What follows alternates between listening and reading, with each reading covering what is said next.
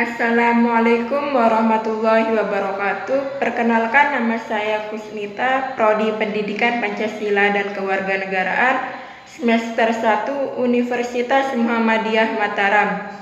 Baik, di sini saya akan menyampaikan materi tentang globalisasi sebagai bentuk tantangan Pancasila sebagai dasar pengembangan iptek di Indonesia, yaitu pada mata kuliah Pendidikan Pancasila. Baik, langsung saja kita masuk ke materi yang pertama, yaitu Pancasila sebagai dasar nilai pengembangan ilmu di Indonesia.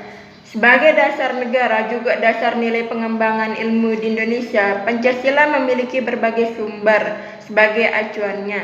Sumber-sumber Pancasila sebagai dasar nilai pengembangan ilmu diantaranya sebagai berikut. Yang pertama, sumber historis. Dalam pembukaan Undang-Undang Dasar 1945 pada alinea keempat, terdapat kata mencerdaskan kehidupan bangsa, yang merupakan salah satu tujuan negara Indonesia. Menurut Prof. Dr. T. Jakob, Pancasila seharusnya dapat membantu dan digunakan sebagai dasar etika iptek di Indonesia. 5 prinsip besar yang terkandung dalam Pancasila yaitu monoteisme, humanisme, dan solidaritasnya. Karya negara, nasionalisme dan solidaritas warga negara, demokrasi perwakilan, dan keadilan sosial. Yang kedua, sumber sosiologis. Sikap masyarakat yang sangat memperhatikan dimensi ketuhanan dan kemanusiaan mengakibatkan iptek tidak sejalan dengan nilai ketuhanan dan kemanusiaan. Hal tersebut merupakan salah satu contoh sumber sosiologis Pancasila sebagai dasar nilai pengembangan iptek. Yang ketiga, sumber politis. Dinamika perkembangan pendapat mengenai Pancasila sebagai dasar nilai pengembangan iptek menghasilkan banyak suara. Pada zaman Orde Lama, Presiden Soekarno mengaitkan dimensi kemanusiaan dengan hubungan antara ilmu dan amat.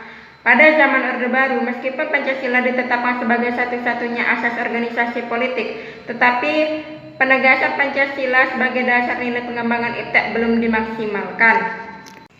Baik, langsung kita lanjut ke materi yang kedua.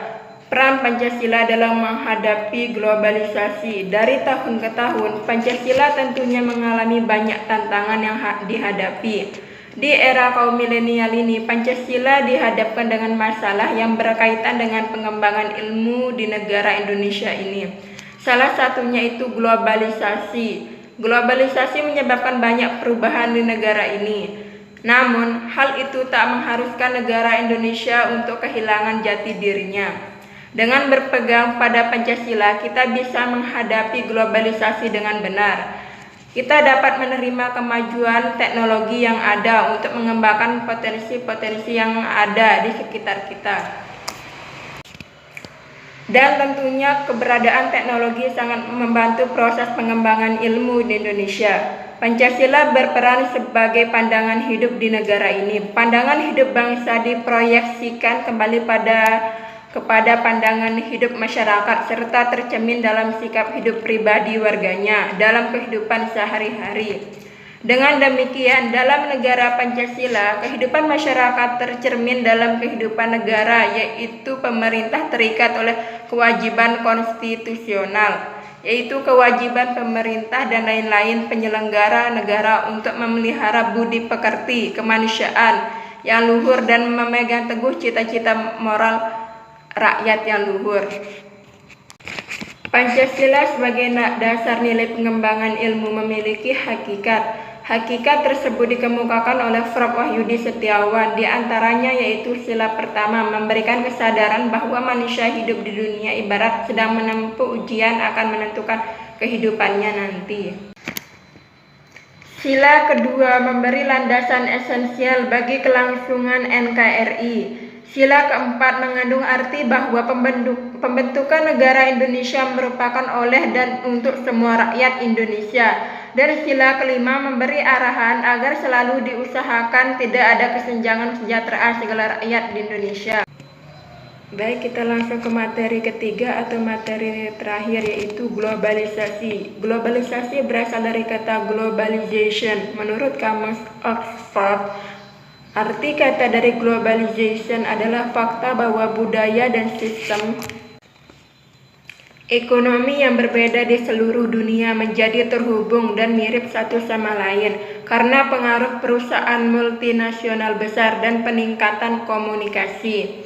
Sedangkan dalam Kamus Besar Bahasa Indonesia, globalisasi berarti proses masuknya ke ruang lingkup dunia. Dari kedua arti tersebut, dapat kita simpulkan bahwa globalisasi merupakan proses masuknya suatu budaya dan sistem ekonomi yang berbeda menjadi terhubung satu sama lain akibat pengaruh perusahaan multinasional besar dan komunikasi. Contoh sederhana dari globalisasi adalah saat kita ingin mengetahui suatu informasi, kita dapat dengan mudah mencari informasi tersebut dengan mencari di mesin pencari atau yang biasa digunakan yaitu Google. Contoh lainnya pada saat kita dengan mudah berpergian ke tempat yang sangat jauh sekalipun. Globalisasi mempunyai banyak ciri, di antaranya yaitu perubahan konsep jarak dan waktu. Adanya saling ketergantungan antara bidang ekonomi di perdagangan dan peningkatan interaksi kultural. Globalisasi sering dikaitkan dengan kemajuan teknologi dan informasi yang tiada terbatas. Akibat dari arus globalisasi ini, sekat-sekat sebuah negara dengan negara lain menjadi memudar karena kemudahan yang diperoleh dalam berinteraksi di berbagai bidang. Negara-negara di seluruh dunia tidak luput dari arus globalisasi ini, tidak terkecuali bagi negara Indonesia yang termasuk dalam negara berkembang di Asia Tenggara. Globalisasi ibarat memiliki dua mata pisau karena memiliki dampak positif sekaligus dampak negatif. Kita sebagai manusia yang hidup di era globalisasi harus bijak dalam menyikapinya. Globalisasi memiliki berbagai dampak positif, di antaranya sistem belajar mengajar yang tak membutuhkan tatap muka atau juga kemudahan bagi setiap orang untuk memperoleh informasi tanpa bertanya kepada seseorang. Hal ini bisa menghemat waktu, tempat dan juga biaya sehingga proses penerimaan informasi bisa lebih efisien. Globalisasi juga berdampak pada peningkatan kualitas pendidikan. Karena dengan globalisasi, banyak metode baru untuk memudahkan guru menyampaikan materi pembelajaran. Dengan begitu, murid dengan mudah menyerap ilmu yang disampaikan guru. Selain itu, globalisasi juga mendorong siswa untuk menciptakan karya baru yang inovatif. Hal ini bisa terjadi karena para siswa memperoleh berbagai informasi yang bisa mendorong siswa untuk menciptakan suatu karya baru yang bisa mengubah dunia. Namun globalisasi tak hanya menimbulkan dampak positif. Globalisasi juga menimbulkan dampak negatif, di antaranya menurunnya moral siswa. Hal ini bisa terjadi karena siswa bisa leluasa mengakses berbagai media yang dapat menurunkan moral siswa. Kesenjangan sosial pun tak luput dari pengaruh globalisasi. Wilayah yang bisa mengakses internet akan semakin maju. Berbeda dengan wilayah pedalaman yang bahkan listrik pun belum ada akan semakin tertinggal. Budaya lokal asli Indonesia pun akan semakin luntur. Hal ini dikarenakan budaya-budaya asing yang terus masuk ke Indonesia dan generasi muda lebih memilih budaya asing tersebut. Globalisasi juga mengakibatkan munculnya hal serba cepat dan instan. Sekian presentasi dari saya, semoga apa yang saya sampaikan dapat menjadi bekal untuk kita semua di kemudian hari. Dan apabila tutur kata yang kurang berkenan di hati Anda, mohon dimaafkan. Selamat siang dan sampai jumpa. Wassalamualaikum warahmatullahi wabarakatuh.